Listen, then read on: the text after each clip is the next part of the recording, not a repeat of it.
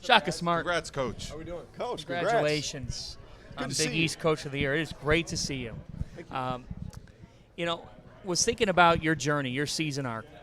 And before the season started, I had the opportunity to sit in on one of your practices, and you shared with your group different video clips of the team and of big dunks, a big three here. And then you said, guys, let's rewind it a little bit. Look at all the pieces and parts that played a role in that eventual play. Don't care who gets the shine. How much do you feel all of that with your team? We have a really connected group of guys. They love each other, first and foremost. They spend an incredible amount of time together off the court, and they truly pull for each other. I mean, all of our guys and coaches being here today because Tyler won the award. They weren't here for me. They were here for Tyler. The way that they feel about one another, and Terrence knows this from his playing days, there's nothing more powerful than that on a team. Sure. And the old cliche is you want your whole to be greater than the sum of your parts. Well, the sum of our parts, coaches included, were picked 9th in this league, and our whole finished first in this league. So something happened there relationship-wise and growth and development-wise that allowed us to be successful. You know, Coach, I'm glad you brought that up when you were at the podium, because John and I were talking about it last night, that it seemed like yesterday we were sitting with you at the table on the court at MSG. You just got picked 9th, and you didn't waver then, too, about how much you liked the group, how much you felt that they were connected moving forward. I'm curious, was there a certain point in the season to where you thought, or do you remember a certain point of the season to where you're like, yeah, this group's got it, it might be special? Well, I'm always crazy enough to think we can be good. So, actually last year, after our guys took a little bit of time off when the season ended, we got back in the gym, and we started playing 2-on-2, 3-on-3, and I just saw chemistry between different guys. Oso and Cam, unstoppable in, playing in get action and playing in a two-man game. Tyler and Omax, Stevie, Job, and just started to see, man, these guys really, really like each other, fit well together, and they have a willingness to work, every single one of them. I don't think it was until we played Purdue, our third game of the year, that it was like, okay, here's this group against big-time competition on the road, and we really showed through about 33 minutes in that game that we could play with anyone, but we didn't finish the game. And we had a few games like that early in the year, including our Providence game on the road, which was our second conference game, and games where we played well enough to win for most of the game, but not well enough to win at the end of the game. And I think some of the close wins that we had in January and February is what really kind of put us over the hump, if you will, in terms of really a belief that, hey, this group, if we hang in there and we stay together and we follow the plan, we always are going to have a chance to win. Great stuff. Coach, I don't know if you remember this, but you called me after my freshman year and said, hey, I'm leaving. I'm going to go take this job at Florida. And I think you were shocked that I was happy for you. And the reason being was, I was like, you're going from Oliver Purnell, one of the best defensive coaches in the country, to Billy Donovan, one of the best offensive coaches in the country. You go to VCU, you're one of the best defenses in the country. Take a detour to Texas, get to Marquette, the best offense in the country. Versatility is such a buzzword. Like coaching versatility, you have it. I mean, it's been awesome to watch, and somebody who's been a fan for a long time, obviously. You recruited me. I'm a huge fan, Coach. Well, T.O. But you to be able to do all that, it's pretty impressive. So just so we get the record straight, John, I was a fan of T.O. way before he was a fan of mine. There was many a late night that he and his dad were in the gym, and I was the only staff member around to stop by. But the point you make, I think you have to go with what fits your players. Sure. And one of the best things you can do as a coach is not try to put a square peg in a round hole or vice versa. I love pressing. I love it. I love fast break basketball. I love doing everything to the extreme. But you know what is more important than that? What does Tyler Kolek want to do?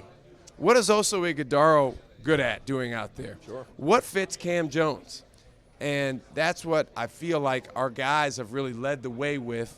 And as the season's gone on, we've, as coaches, trusted them more and more and more. Okay, that's what you guys want to do. Go ahead, let's go with it. Now, I do have a follow-up to all of that from Mr. Oglesby. It's a two-parter. Number one, so did he embrace those defensive concepts? And number two, out of all those shots that you watched him take, then in games, did he ever see a shot that he didn't like? Okay, so listen. Here we go. I've coached a few guys like this over the years. T.O. was a real fan favorite at Clemson. And So we've heard. Yeah. So I've told him. when he got the ball, anytime he was over half court, all he had to do was be over half court. The whole crowd in Little John Coliseum said, shoot it, shoot it. So I give him a lot of credit for, he's a guy that his teammates would probably say he's never met a shot he didn't like, but he actually showed pretty good restraint relative to what the crowd wanted him to do. That's a very relative statement right there. As it relates to defense. And I feel the same way about Tyler Kolek. I feel the same way about certain other, Cam Jones, certain other really good offensive players that I've coached. It's amazing how much of defense is effort and positioning. Sure. And Terrence was actually very, very good at being in the right spot, giving great effort, and more athletic than you might think looking at his bald head right now. Yeah. He will never let us live what you just said down. Oh, yeah. You're saving that That's clip getting and running clipped. that. Oh, it's going to be tweeted every week at least. But the athleticism is fleeting, along with the hair. So there you go. How do you feel about this week, this tournament? Man, it's going to be a heck of a war. I mean, first of all, how I feel, I'm glad we're not playing today. I think having a bye is no small feat. It's very, very important. And you look at the 5 teams in our league that have a bye, they did it the old-fashioned way. They earned it. Yeah. That being said, that doesn't guarantee that you win the next game, even if you're playing someone that had a bye. And we've seen that over the years. Coach, for the hoops junkies, because those are really the fans that are tuning in for this type of stuff right now, what's most important preparation-wise when you're in town these few days? At this point, you're playing a team a third time. Is it more the film? Is it more the meetings? Is it more the walkthroughs at the gyms around the city? Like, where is it? For us, it's the connectivity amongst our guys, many conversations between 2 or 3 guys, the team getting together and saying, hey, this is what we need to do.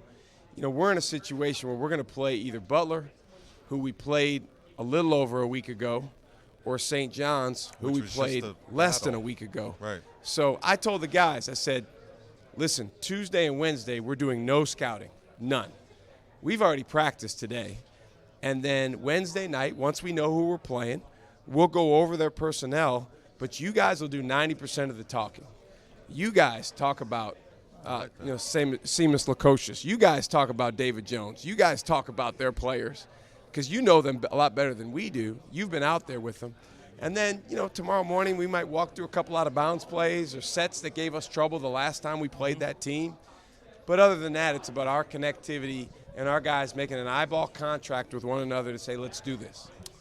I love that. An eyeball contract. Are you kidding me? Let me ask You you need this. an eyeball contract this week. Let's stay focused. You don't want to gaze into these eyes.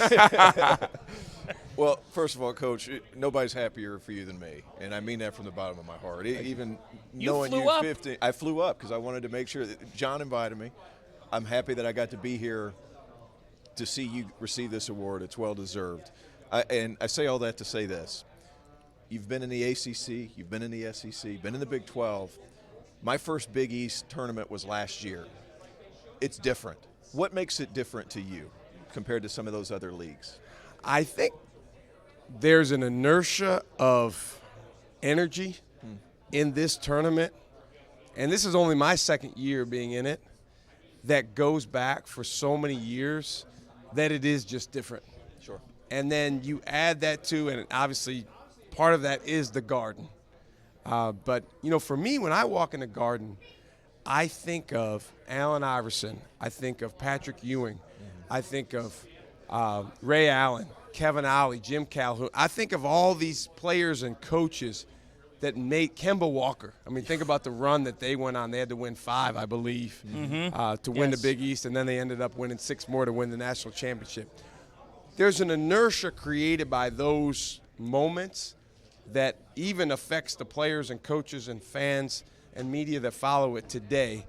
And, again, there's something to being in this building every year that's just different than maybe if you rotate it or if you're in, let's say anything less than the world's most famous arena. The Golden Eagles hit the floor in the world's most famous arena tomorrow, noon Eastern time on FS1 against Butler or St. John. Shaka Smart, congratulations. Thank you. Thank you, guys. Congrats, Thanks, Coach. There he is. Big East Coach of the Year. You've got a media scrum. Kuykendall is running a tight ship over here. So the most I've seen him work in his 15-year run at Marquette here today.